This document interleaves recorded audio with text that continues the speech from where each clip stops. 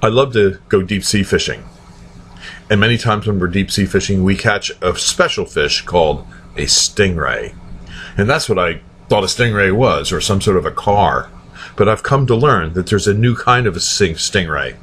It's a fake cell phone towers that cops and police are using throughout the nation to track our every move. Here's the Reader's Digest version on how a fake cell phone tower works. The Stingray can be carried by a vehicle that moves around. It can be a truck, a car, it could be a drone, it could be a plane in the sky. The Stingray system mimics a cell phone tower and gets the target phone that you may be carrying to connect to it. Once your cell phone is detected by the Stingray, the signal's strength from your cell phone can be measured.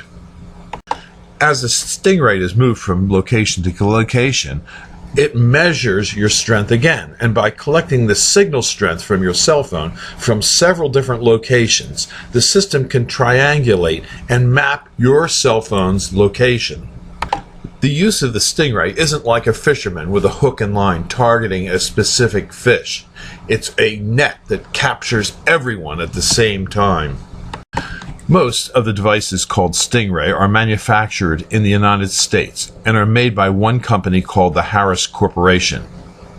It also makes other tracking devices. Other devices it makes can be used to conduct denial of service attacks on your cell phone, monitor your voice, amplify the range and power of Stingrays, and it can also be used for triangulating an individual's location. The use of a Stingray is really a giant fishing operation to catch all traffic and to be able to understand what's going on in a community. There is little indication that your phone is being used by the Stingray, except maybe you may have a sudden increase in the power consumption because the Stingray tells the phone to run its antenna at maximum power. Whenever the police use a Stingray, it's a recipe for disaster for your constitutional rights to privacy and the expectation of privacy. The Harris Corporation and municipalities usually sign a non-disclosure agreement with the company that seeks to stop and circumvent the Freedom of Information Act and avoid disclosing the existence of the program or the use of Stingrays. This map, courtesy of the ACLU, shows states in which fake cell phone towers are being used by state and municipal authorities to track your cell phone. I have sent FOIA letters to various cities asking about their use of Stingrays. I sent a FOIA letter to the city of Chicago, and within a few days, they emailed me back that they would be represented by a law firm to disclose and to handle my FOIA request. In response to my FOIA number 14-5998, which I sent to the city of Chicago, Chicago has retained Drinker, Biddle, and Reith LLP to assist in responding to my FOIA request.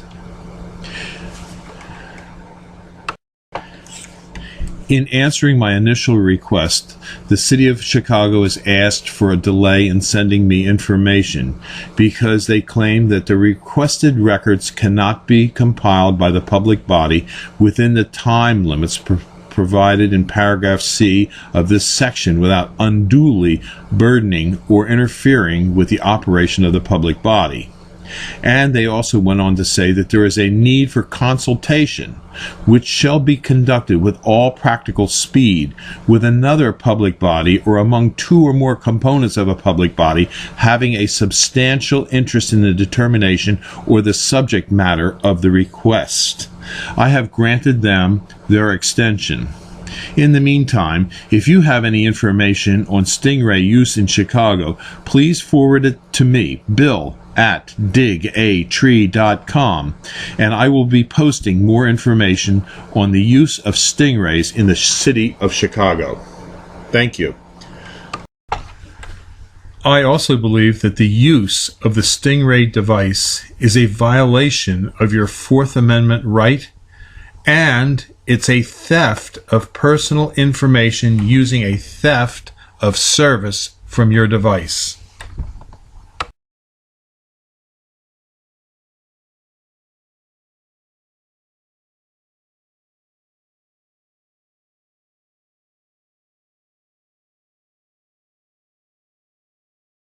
This video is brought to you by Highland Hill Farm. We grow and sell screening and buffering trees for privacy and sound barriers.